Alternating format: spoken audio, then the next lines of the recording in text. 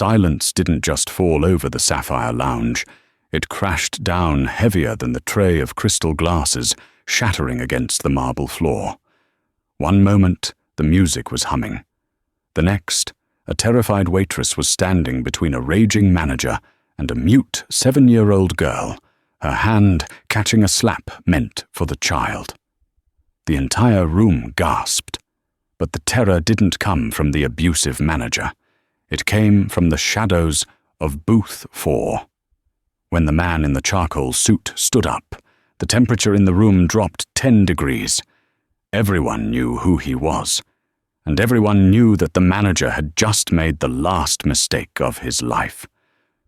But what the Don did to the waitress? That was the twist nobody saw coming.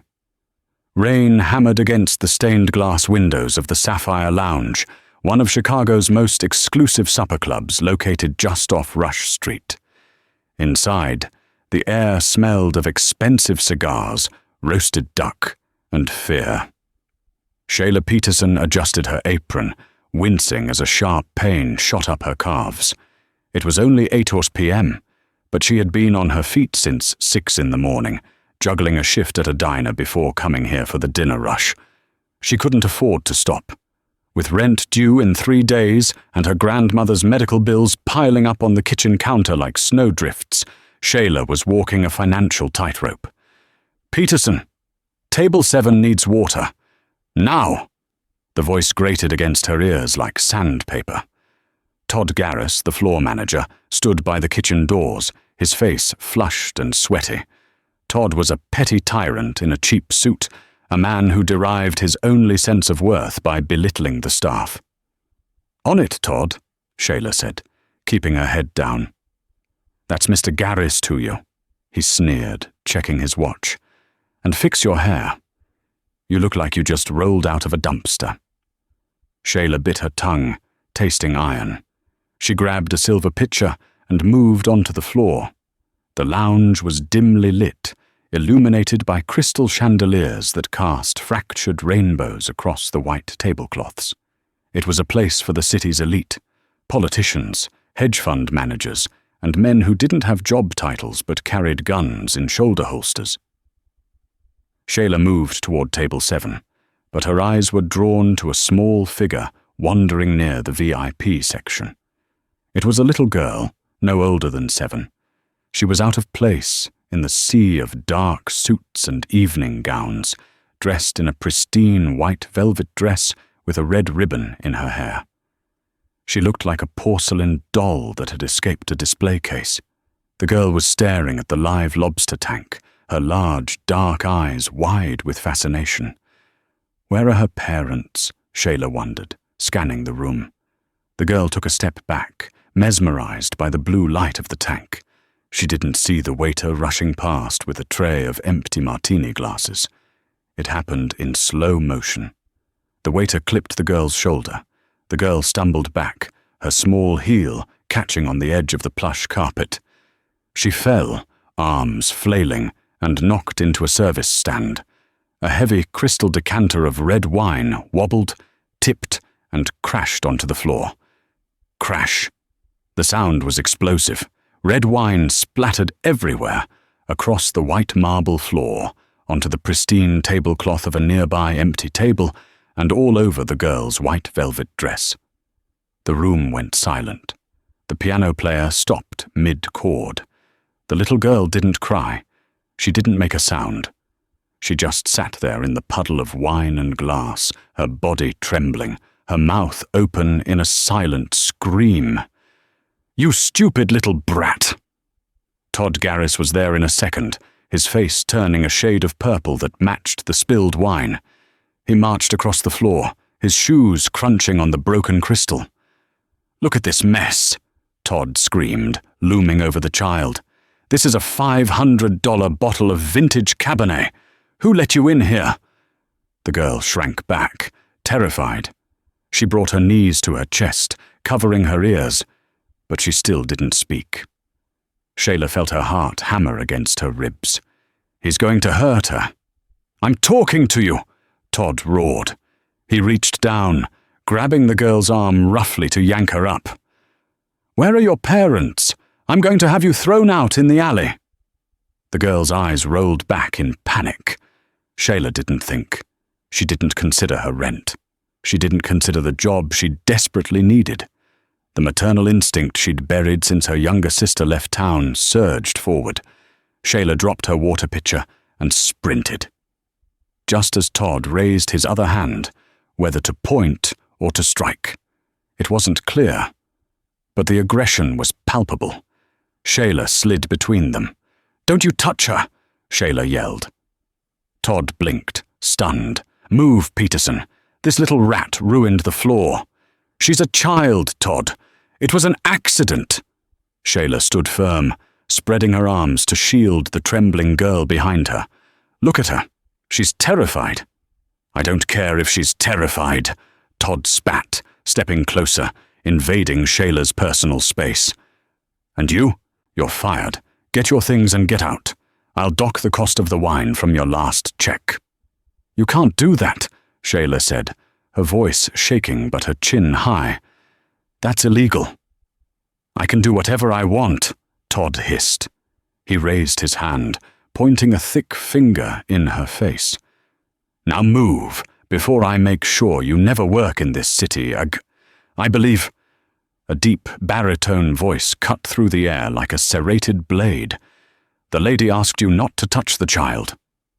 The voice came from booth 4, the darkest corner of the room. Todd froze.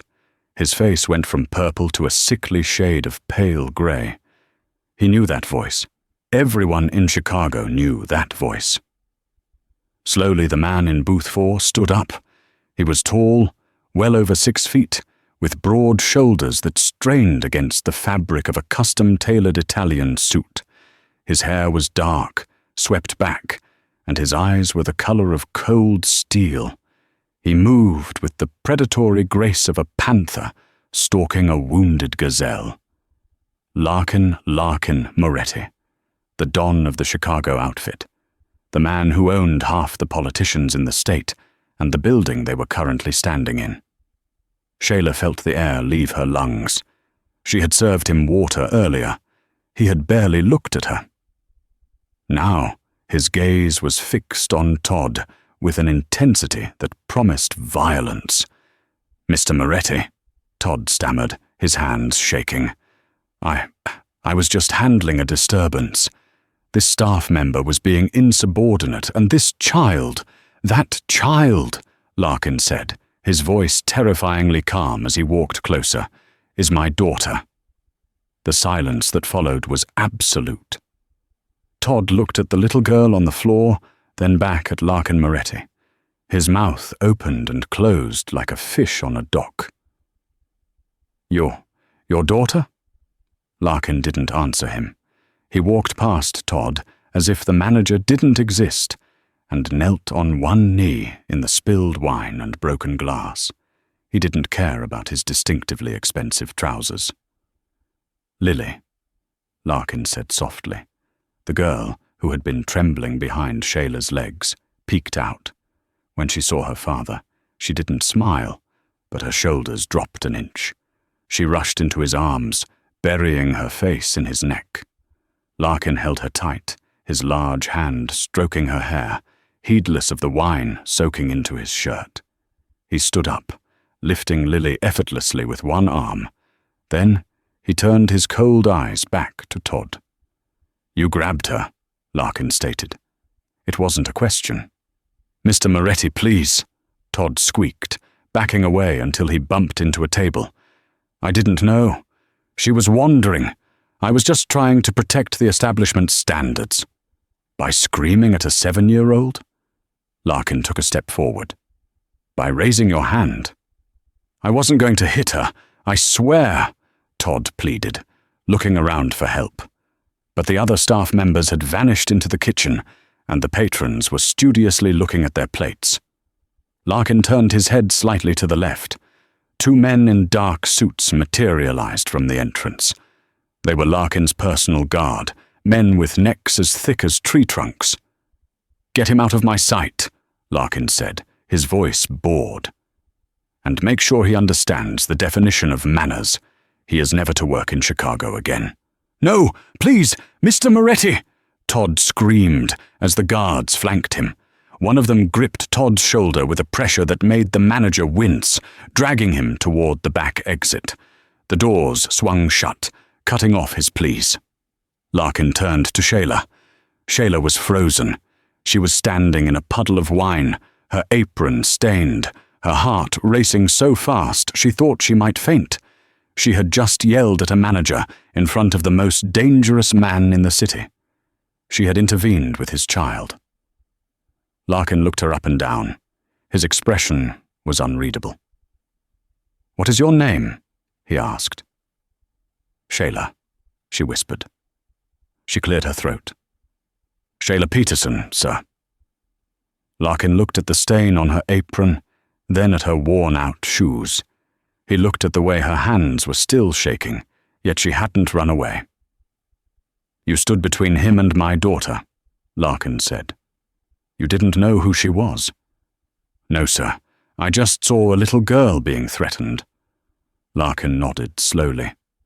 "Lily doesn't speak. Not since, for 2 years. Most people ignore her, or they get frustrated. You defended her." "Anyone would have done the same," Shayla said. "No," Larkin corrected her, glancing around the room at the wealthy patrons who had watched the whole thing happen without lifting a finger. "They wouldn't. They didn't." He shifted Lily's weight. The little girl was watching Shayla over her father's shoulder. For the first time, the child's eyes weren't filled with panic. They were curious. "You were fired," Larkin said. "Yes." Shayla let out a shaky breath. "I suppose I was." "Good," Larkin said. "Because I'm hiring you." Shayla blinked. "Excuse me." Larkin pulled a heavy cream-colored business card from his pocket and handed it to her. It had a gold-embossed crest and a phone number. "Nothing else. My daughter needs a governess. Someone to watch her who isn't afraid of a little spilled wine. Someone who has protective instincts." "Mr. Moretti, I'm a waitress. I don't have a degree in child development. Did I ask for a degree?" Larkin's eyes narrowed slightly. "I watched you. You put your body between a threat and a child you didn't know. That cannot be taught in a university." He stepped closer, his voice dropping so only she could hear. "The pay is $5,000 a week. You will live at the estate. All expenses paid." Shayla's jaw nearly hit the floor. $5,000 a week. That would pay off her grandmother's debt in a month. It would change her entire life. But she also knew who he was. Working for Larkin Moretti meant entering a world of violence and crime. I need to think about it," she stammered. "You have until 9 a.m. tomorrow," Larkin said. "A car will be waiting at this address." He gestured to the card. He turned to leave, but stopped. He looked back at her, and for a second, the icy mask slipped, revealing a man who was deeply, exhaustedly tired. "Thank you, Miss Peterson." Then he was gone, sweeping out of the restaurant with his silent daughter, leaving Shayla standing in the wreckage of the wine glasses, clutching the card like a lifeline. The address on the card led to Lake Forest, an ultra-wealthy suburb north of Chicago, where the houses were set so far back from the road you couldn't see them through the iron gates. Shayla sat in the back of a black SUV. She had packed her life into 2 suitcases. Her grandmother, currently staying at an assisted living facility, had encouraged her to go. "Take the chance, Shayla," she had said. "You've been drowning for too long." The gates of the Moretti estate swung open slowly. The driveway wound through acres of manicured forest before the house appeared. It wasn't a house. It was a fortress masked as a mansion. Stone walls, ivy creeping up the sides, and security cameras discreetly buzzing on every corner. The car stopped. The driver, a man named Luca, who looked like he had been a boxer in the 80s, opened her door. "Welcome to the castle," Luca grunted, though his eyes were kind. "Don't wander into the West Wing. Boss doesn't like it." "Got it," Shayla said, gripping her purse strap. "West Wing is off limits." The front doors opened, and an older woman in a severe black dress was waiting. This was Mrs. Gable, the housekeeper. She gave Shayla a tight smile. "Mr. Moretti is in his study. He expects you to settle in, then meet Miss Lily in the garden. She is difficult today." "Is she okay?" Shayla asked. "She hasn't eaten," Mrs. Gable said. "Perhaps you will have better luck." Shayla was led to her room, which was bigger than her entire apartment. Silk sheets, a view of the lake, a private bathroom with a tub the size of a swimming pool. It was a dream. But as she set her bag down, she noticed something. The windows didn't open more than 2 inches. The heavy oak door had a lock, but it looked like it was designed to keep people in as much as out. She changed into a simple blouse and trousers and headed to the garden. She found Lily sitting on a stone bench near a fountain, staring at the water. A tray of untouched sandwiches sat beside her. "Hi, Lily," Shayla said softly, sitting on the other end of the bench. Lily didn't look up. She was gripping a small, worn-out teddy bear. "Remember me?" Shayla asked. "I'm Shayla, the lady who spilled the water pitcher." Lily's lips twitched. It was a tiny reaction, but it was there. "You know," Shayla said, looking at the sandwich, "I'm starving. That manager Todd, he didn't let me eat lunch."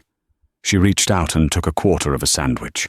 She took a bite, exaggerating the chewing. Ham and cheese. My favorite."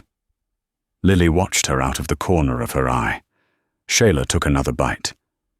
"I bet you're not hungry, though," Shayla said casually. "I bet you could go another 3 hours without eating."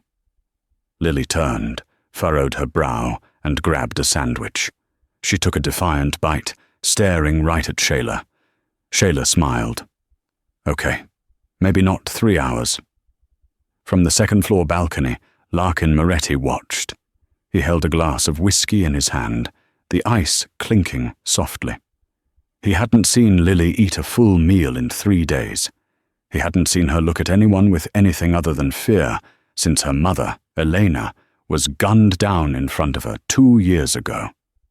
"She likes her," a voice said behind him. Larkin didn't turn.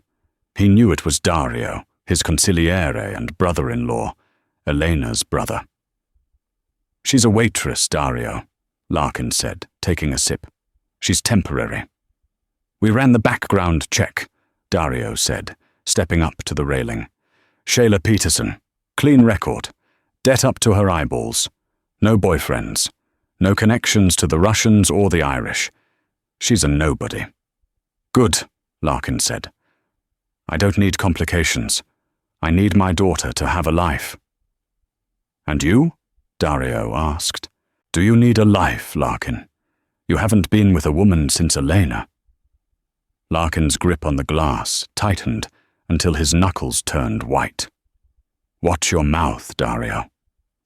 "I'm just saying," Dario shrugged, his eyes lingering on Shayla down in the garden. "She's a looker. If you don't want her, maybe I'll—" Larkin whipped around, grabbing Dario by the lapels of his expensive jacket and slamming him against the brick wall. The whiskey glass shattered on the floor. "She is the help," Larkin snarled, his face inches from Dario's. "She is under my protection. If you touch her, if you even look at her the wrong way, I will forget that you are family. Do you understand?" Dario held up his hands in surrender, a smirk playing on his lips. "Easy, boss. I get it. She's off limits." Larkin shoved him away and straightened his jacket. He looked back down at the garden. Shayla was laughing at something, and Lily was actually smiling, a real, genuine smile.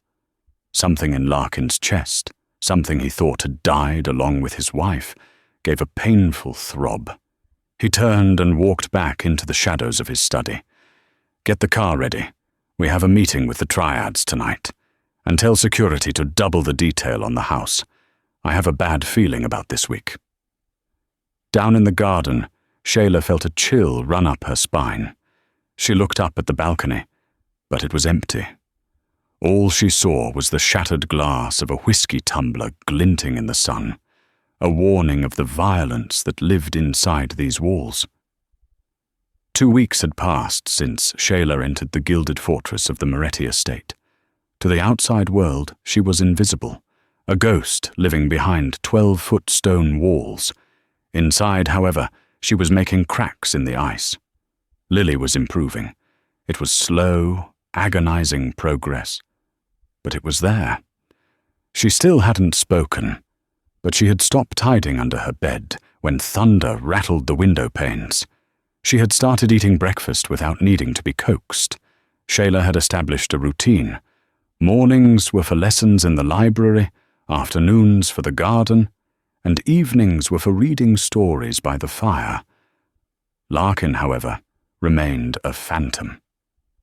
Shayla rarely saw him. He left before dawn and returned long after the house had gone dark. When they did cross paths in the hallway, he would offer a stiff nod and continue walking, flanked by his ever-present shadow, Luca. But the tension in the house was rising. Shayla could feel it.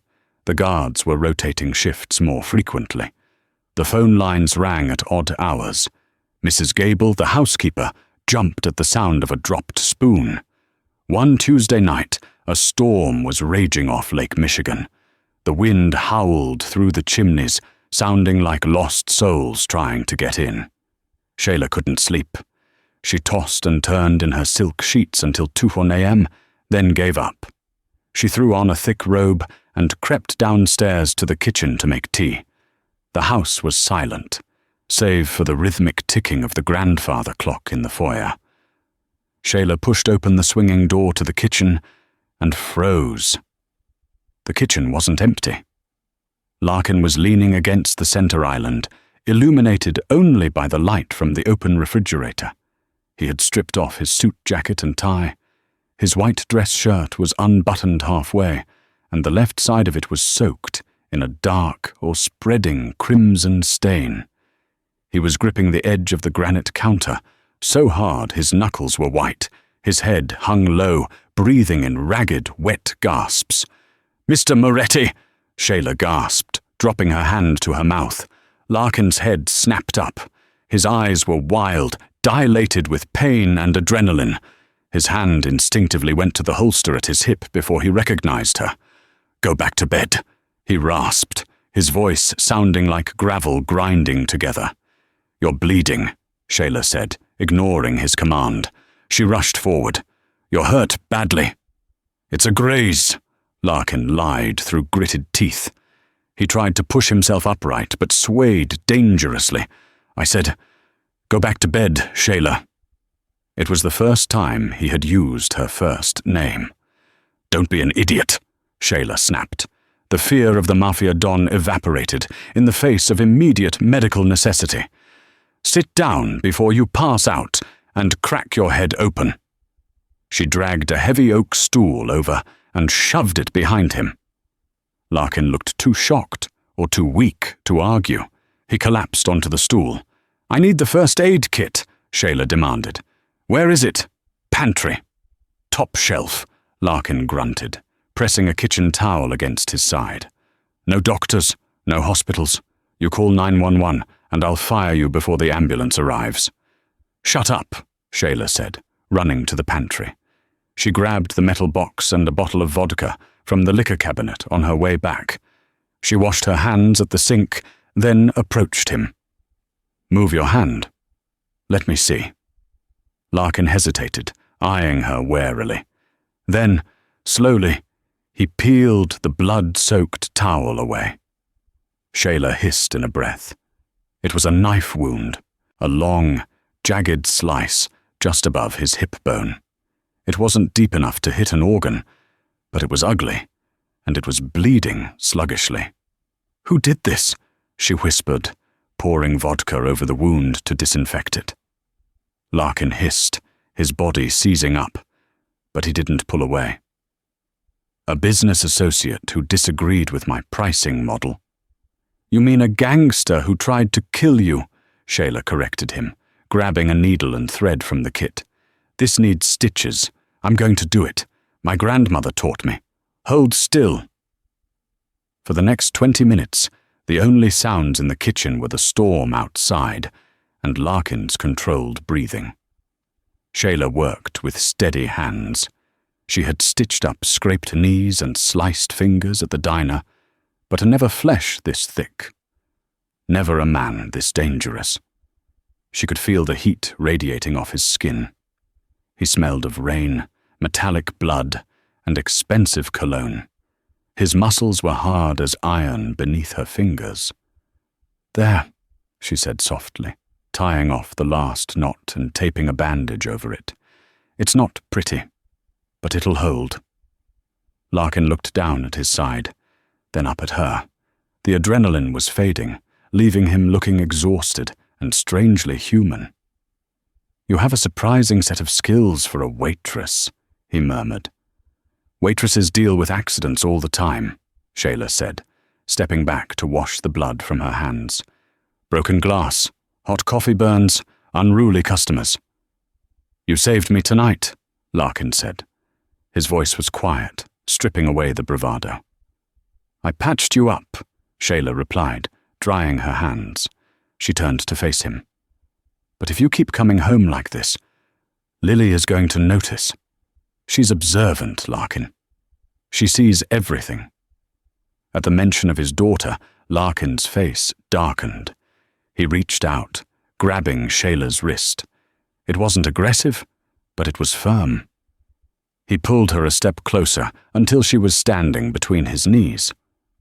That is why you are here, Larkin said, intense urgency in his eyes.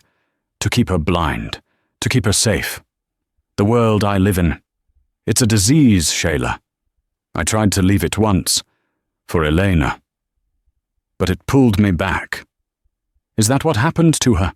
Shayla asked, daring to tread on dangerous ground. Did the disease take her?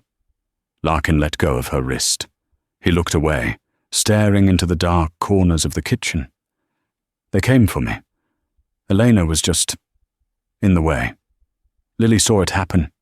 She was 5. She hasn't spoken a word since the gunshot. Shayla felt a wave of sorrow crash over her. I'm so sorry. Don't be sorry.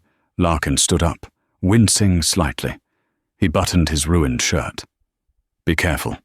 Being close to me is dangerous. Tonight proves that. He walked to the door, stopping just before he pushed it open. He didn't look back. Thank you, Shayla. He disappeared into the dark hallway, leaving Shayla alone in the kitchen with the scent of blood and the lingering warmth of his skin on her wrist. She knew then that she was in too deep. She wasn't just an employee anymore. She was an accomplice. A week later, the atmosphere in the house shifted from tense to frantic. The annual Chicago Children's Fund Gala was approaching. It was the biggest social event of the season, a place where the city's legitimate power players rubbed elbows with its underworld figures, all under the guise of charity. Larkin had to go. It was a show of strength.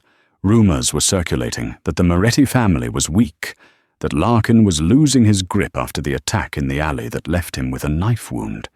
He needed to appear untouchable, and he needed Lily to go with him, to show the world that the Moretti heir was not a broken, mute invalid, but a thriving child. She can't go alone, Shayla argued. They were in the library. Larkin was pacing, testing the mobility of his healing side. She'll be terrified. The cameras, the noise. She won't be alone, Larkin said, adjusting his cufflinks. You are coming with us. Me? Shayla laughed nervously. Mr. Moretti, I own jeans and apron strings. I don't have a gown for a black tie gala at the Palmer House Hilton. Larkin snapped his fingers. Mrs. Gable entered, carrying a garment bag. Problem solved, Larkin said. Shayla unzipped the bag. Inside was a dress that cost more than her grandmother's house. It was a deep, shimmering emerald green silk, backless, with a neckline that was elegant yet daring. It was the color of the sea during a storm. "It matches your eyes," Larkin said simply, checking his watch. "Be ready in an hour." The Palmer House, Hilton, was a palace of gold leaf and velvet. The ballroom was packed with 500 guests. A string quartet played Mozart, while waiters circled with trays of champagne and caviar. Shayla felt like an imposter, but when she looked in the mirror, she barely recognized herself. The dress fit like a second skin. Her hair was swept up in a complex chignon, revealing the curve of her neck. She held Lily's hand tightly. Lily looked angelic in a navy blue dress, clutching her teddy bear which had been fitted with a tiny matching tuxedo tie. Shayla's idea. "Stay close," Larkin whispered as they entered the ballroom. He placed a hand on the small of Shayla's back. The heat of his touch burned through the silk. The moment they walked in, heads turned. The whispers started immediately. "Is that the nanny? Look at Larkin. He looks like he's ready to kill someone. Who is she? She's stunning." Larkin guided them to their table near the front. Dario was there, already drunk, holding court with a group of corrupt city councilmen. When he saw Shayla, his jaw dropped. "Well, well," Dario leered, sliding over. "The help cleans up nice. Larkin, are you sure you want to keep her all to yourself?" "One more word, Dario," Larkin said, a smile on his face, but murder in his eyes. "And you'll be leaving in a body bag." Dario laughed, but it was a nervous sound. He backed off, his eyes darting around the room. Shayla sat down, pulling Lily onto the chair next to her. She scanned the room. It was an old habit from waitressing, scanning her section, checking for empty glasses, unruly patrons, or problems. She saw the usual crowd. But then her eyes landed on a table across the dance floor. A man was sitting there. He was older, with silver hair and a face that looked like it had been carved out of granite. He was watching Larkin. "Who is that?" Shayla whispered to Larkin. Larkin stiffened. "Vincent Calvi, the head of the Calvi family, the man who ordered the hit last week." Shayla's blood ran cold. The man who had tried to kill Larkin was sitting 50 feet away, drinking wine. "Why is he here?" "Truce," Larkin said bitterly. "Neutral ground. We can't touch each other here." The night wore on. Speeches were made. Money was donated. Shayla kept a hawk-like watch on Lily, distracting her with games of I Spy whenever a photographer got too close. Around 10 p.m., Larkin was pulled away by the mayor for a photo op. Shayla remained at the table with Lily. Dario had disappeared. Shayla felt a prickle on the back of her neck. She looked around. A waiter was moving toward their table. He was carrying a fresh bottle of champagne. Shayla frowned. She watched him. He was moving wrong. A good waiter moves with fluidity, balancing the weight on the balls of their feet. This man was heavy-footed. He was stiff, and he was holding the bottle by the neck, not the base. His other hand was tucked behind a folded napkin draped over his arm. But it was his eyes that gave him away. He wasn't looking at the glasses. He was looking directly at Larkin's empty chair, and then at Lily. Panic, cold and sharp, pierced Shayla's chest. She looked for Larkin. He was 20 feet away, laughing with the mayor, his back turned. The bodyguards were on the perimeter, distracted by a scuffle near the bar. The waiter accelerated. He was 10 feet away. He dropped the napkin, revealing the dull glint of a silenced pistol. He wasn't aiming for Larkin. He was aiming for the air. He was aiming for Lily to send a message. Shayla didn't think. She didn't scream. There was no time. She lunged. She grabbed a heavy silver ice bucket from the table, spinning her body with all the force she could muster. Just as the man raised the gun, Shayla swung the bucket. Clang! The heavy silver rim connected with the assassin's wrist. The gun went off, but the shot went wild, shattering a crystal chandelier above them. Shards of glass rained down like diamonds. The room erupted into chaos, screams, people diving under tables. The assassin roared in pain, dropping the gun. He backhanded Shayla across the face with his free hand. The force of the blow knocked her backward. She crashed into the table, plates and glasses shattering around her. Her vision swam. She tasted blood. The assassin scrambled for the gun on the floor. No! The scream didn't come from Shayla. It came from the little girl standing on the chair. Lily! Lily screamed, a sound of pure, unadulterated rage and terror. She picked up a steak knife from the table and threw it. It was a clumsy throw, but it distracted the man for a split second. That second was all Larkin needed. He was there, moving like a blur of violence. He didn't use a weapon. He didn't need one. He tackled the assassin, driving him into the floor with the force of a freight train. Larkin's fist connected with the man's face. Once, twice, 3 times. The sound of breaking bone echoed through the silent ballroom. "Daddy!" Lily cried out. Larkin froze. His fist hovered in the air, bloody and trembling. He looked up. Lily had spoken. Larkin dropped the unconscious assassin and scrambled over to Shayla and Lily. He pulled them both into his arms, crushing them against his chest. His breathing was ragged, his heart pounding like a hammer against Shayla's ear. "I've got you," Larkin whispered into Shayla's hair, his voice thick with emotion. "I've got you both." Shayla touched her swelling cheek, looking over Larkin's shoulder. She saw Dario standing by the exit. He wasn't looking at the assassin. He was looking at Vincent Calvi, and Vincent Calvi gave a subtle, disappointed nod before turning to leave. Shayla realized with a sick, sinking feeling that the threat wasn't over. The assassin was just a pawn. The real monster was still watching, and Dario, Larkin's own brother-in-law, was the one who had opened the door. Larkin pulled back, framing Shayla's face with his hands. "You saved her again." "He was holding the bottle wrong," Shayla mumbled, the adrenaline crashing. Larkin looked at her, really looked at her, with a mix of awe and something deeper, something dangerous. He leaned in, and for a second, Shayla thought he was going to kiss her right there in the middle of the ruined gala. "Let's go home," Larkin said instead, helping her up. "War is coming." But as they walked out, flanked by a wall of security, Shayla knew the war wasn't just coming to the streets of Chicago. It was coming to the Moretti house, and she was standing right in the center of the battlefield. The ride back to the estate was performed in a convoy of 3 armored SUVs. Silence reigned in the back of the lead car. Lily had fallen asleep, her head resting on Shayla's lap, her small hand gripping the fabric of Shayla's ruined emerald dress. Larkin stared out the window, his jaw set in a line of granite.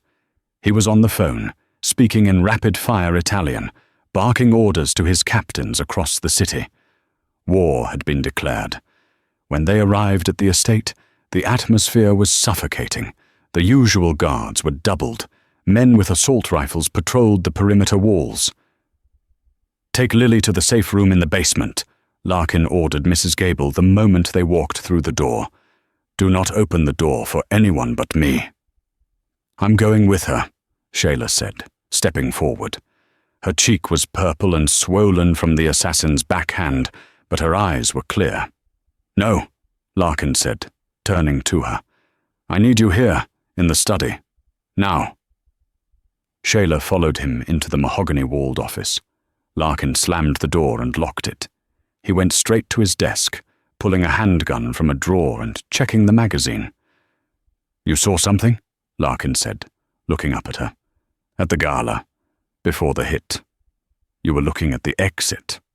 I saw Dario, Shayla said, her voice trembling slightly. He was watching the assassin.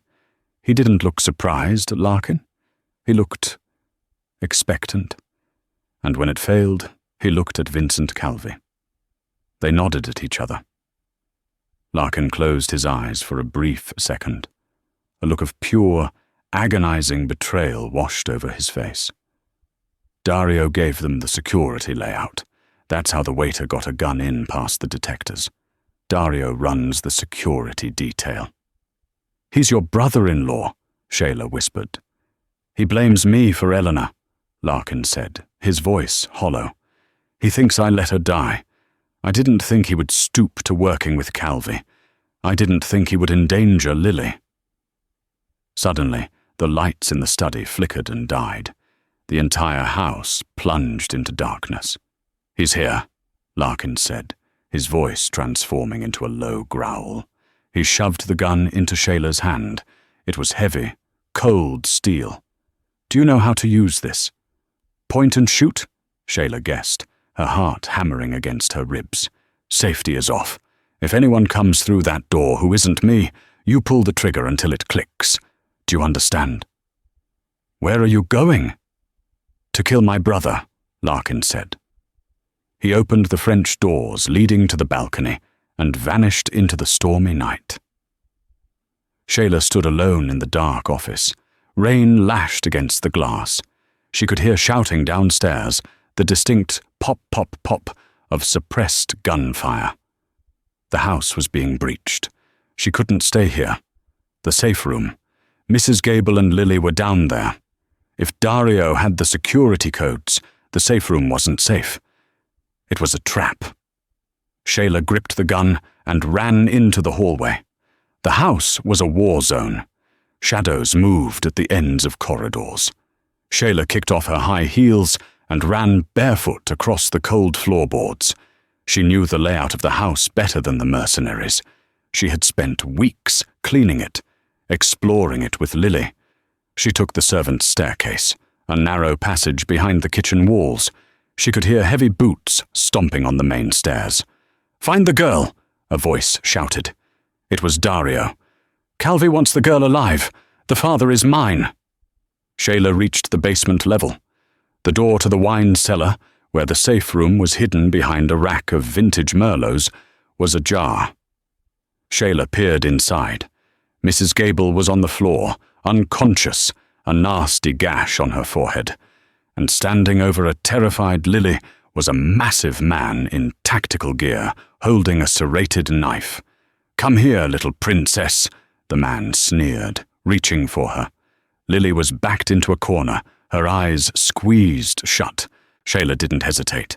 She stepped into the doorway, raised the heavy gun with both hands, and screamed. "Hey!" The man turned, surprised to see a woman in a torn evening gown holding a weapon. He laughed. "Go back upstairs, dollface. The boss wants—" Bang! The recoil nearly dislocated Shayla's shoulder. She had aimed for his chest, but the kick knocked her aim high. The bullet took the man in the throat. He gurgled, dropping the knife, and collapsed backward onto the wine rack, bringing 100 bottles crashing down on top of him. Red wine mixed with blood on the stone floor. Shayla dropped the gun, her hands shaking so violently she couldn't breathe. She had just killed a man. "Shayla!" Lily cried out. Shayla scrambled over the broken glass and grabbed the child. "I've got you! We have to move!" She dragged Lily out of the cellar, but as they turned the corner into the main basement hallway, a figure stepped out of the shadows. Dario. He was holding a pistol, and he was smiling. "I knew you were trouble," Dario said, shaking his head. "The waitress, the hero. You just won't die, will you?" "Get out of the way, Dario," Shayla snarled, pushing Lily behind her back. "Larkin is dead," Dario lied, stepping closer. "My men have him pinned on the roof. It's over. Hand over the girl and I might let you walk away. I'll even give you a severance package." "You're a monster," Shayla spat. "She's your niece." "She's leverage," Dario roared, his composure snapping. "Larkin took everything from me. He runs this city like a king while I pick up his scraps. With Calvi, I'll be the Don." He raised his gun, aiming directly at Shayla's forehead. "Say goodbye, Waitress." Shayla squeezed her eyes shut, shielding Lily with her body. Click. The sound of a hammer hitting an empty chamber echoed in the hallway. Dario frowned, looking at his gun. He racked the slide. Jammed. In that split second of distraction, a shadow detached itself from the ceiling pipes above Dario. Larkin Moretti dropped like a phantom. He landed on Dario's back, wrapping his forearm around his brother-in-law's neck. The momentum drove them both into the concrete wall with a bone-shattering crunch. Dario fought viciously, clawing at Larkin's face, but Larkin was possessed by a demon's rage. He didn't use a weapon. He used his hands. He slammed Dario's head against the wall, once, twice, 3 times, until Dario went limp. Larkin let the body slide to the floor. He stood there, chest heaving, blood dripping from a cut above his eye. He looked at the unconscious traitor, then stepped over him as if he were a bag of trash. He turned to Shayla and Lily. The adrenaline that had held Shayla upright finally vanished. Her knees buckled. Larkin caught her before she hit the ground. He scooped her up in one arm and grabbed Lily with the other, pulling them into a crushingly tight embrace. "I told you," Larkin whispered into her hair, his voice breaking. "I told you this life was a disease." "We're okay," Shayla sobbed, clutching his torn shirt. "We're okay."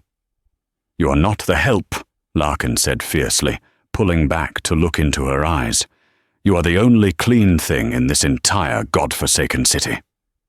And there, in the blood-spattered basement, amidst the ruin of his empire and the betrayal of his blood, the Mafia Don kissed the Waitress. It wasn't gentle. It was a seal, a promise that if the world wanted to hurt her, it would have to burn him to ash first. 6 months had passed since the night the basement floor was stained with blood, and winter had tightened its icy grip on Chicago. Outside, heavy snowflakes drifted down in silence, coating Rush Street in a pristine blanket of white that muffled the city's usual roar. But inside the establishment on the corner, the world was warm, golden, and alive. The neon sign that once flickered cheaply above the door was gone. In its place, illuminated by elegant, recessed lighting, a heavy brass plaque read, "Peterson and Moretti." Shayla walked through the main dining room, her heels clicking with a rhythmic, authoritative cadence against the marble floor, the very same floor she had once scrubbed on her hands and knees while holding back tears. But Shayla wasn't wearing a stained apron anymore. She was dressed in a tailored cream suit that hugged her frame perfectly, the fabric screaming of Italian craftsmanship, paired with diamond stud earrings that caught the light of the crystal chandeliers. She paused near the center of the room, her eyes scanning the layout with the precision of a hawk. "Table 4 needs to be leveled," Shayla said, her voice calm but carrying effortlessly over the low hum of jazz. She pointed a manicured finger at a table that was wobbling imperceptibly. "Yes, Mrs. Moretti," the head waiter replied instantly, rushing over with a discreet wedge. There was no fear in his eyes, only profound respect. They knew who she was. They knew what she had survived. Shayla suppressed a smile as she turned toward the back of the house. She walked past the kitchen, inhaling the scents of roasted garlic and rosemary, and headed toward the manager's office. It was the same room where Todd Garris had once screamed at a terrified little girl. Todd was long gone now, a distant memory exorcised from the building. Rumor had it he was managing a gas station in rural Nebraska, a career opportunity Larkin had generously arranged with a one-way bus ticket. Shayla pushed the heavy oak door open. Larkin was there. He had just arrived from the cold, brushing snowflakes from the shoulders of his black wool coat. He looked tired, the lines around his eyes a little deeper, but the suffocating darkness that used to shroud him like a second skin had lifted. He looked like a man who finally had a reason to come home. "The place looks incredible," Larkin said, his voice dropping an octave as he saw her. He tossed his coat onto the leather sofa and walked over, placing his hands on her waist to kiss her forehead. "You've outdone yourself, Cara Mia." "It better look incredible." Shayla laughed softly, reaching up to straighten his silk tie. "We spent a fortune on the velvet upholstery. How was the meeting?" The air in the room shifted slightly, a reminder of the other world they still occupied. "Quiet," Larkin said, his expression hardening just enough to reveal the Don beneath the husband. "Since Vincent Calvi retired, the other families have become very eager to keep the peace." Shayla knew what retired meant. Vincent Calvi had vanished 3 days after the attack on the estate. His organization had been systematically dismantled, absorbed into the Moretti territory without a war, but with a surgical precision that terrified the rest of the underworld. The message had been received. Touch the Moretti family, and you don't just die. You are erased. "And the police?" Shayla asked. "The chief of police enjoyed his Christmas bonus very much," Larkin said dryly. "We are untouchable, Shayla." He sat on the edge of the mahogany desk, pulling her gently between his legs. The danger of his world was still there, buzzing in the background. But in this room, it felt miles away. "You know," Larkin murmured, his thumb tracing the sharp line of her jaw. "I was thinking as I walked in, we might need to hire a new waitress." Shayla raised an eyebrow, feigning shock. "Oh, are we short-staffed? I thought the roster was full." "No," Larkin smirked, the ghost of a dangerous smile playing on his lips. "But I have a soft spot for waitresses who fight back. You never know when you might find another diamond in the rough." "Don't get any ideas, Don Moretti," Shayla teased, placing her palms flat against his chest, feeling the steady, powerful beat of his heart. "You've got your hands full with this one. I'm high maintenance now." "I know," Larkin said, his playfulness vanishing into intense sincerity. He lifted her left hand, where a massive, flawless diamond ring glittered under the office lights, a promise made in blood and sealed with gold. "I have everything I need right here." Before Shayla could respond, the office door burst open with a bang that would have made the old Larkin draw a weapon. "Mum! Dad!" Lily sprinted into the room, her pristine school uniform covered in flour, her face smeared with chocolate frosting. She was holding a ceramic plate piled high with misshapen, blackened lumps. "Look, I made them," she announced, her voice ringing clear and proud, a voice that had been stolen by trauma and returned by love. Shayla looked at the burnt cookies, then at Larkin. The most feared man in Chicago, the man who could silence a room with a glance, looked at the pastry disaster as if it were a pile of solid gold bars. "They look delicious, Tesoro," Larkin said, his eyes crinkling at the corners. He scooped Lily up effortlessly, settling her on his other knee. "I helped the chef," Lily explained rapidly. "But I did the oven part myself. That's why they're crispy." Shayla took one of the cookies. It was hard as a rock and smelled of carbon. She took a bite. It tasted like ash, sugar, and victory. "It's the best cookie I've ever had," Shayla said, swallowing the dry bite with a genuine smile. She looked past her family, out the window where the snow continued to fall on the city streets. She had started this journey as a desperate woman with empty pockets, stepping in to protect a child from a bully. She had ended it as the matriarch of an empire, a mother to a daughter she chose, and the wife of a man who would burn the world down just to keep her warm. She wasn't Shayla the waitress anymore. She was Shayla Moretti, and this was her city now. Wow, from a shattered wine glass to ruling the Chicago underworld. I bet Todd, the manager, is really regretting that temper tantrum right about now. It's crazy to think that a single act of kindness, standing up for a child when nobody else would, could change the fate of an entire crime family. Shayla didn't just save Lily, she saved Larkin from his own darkness. So here is my question for you guys.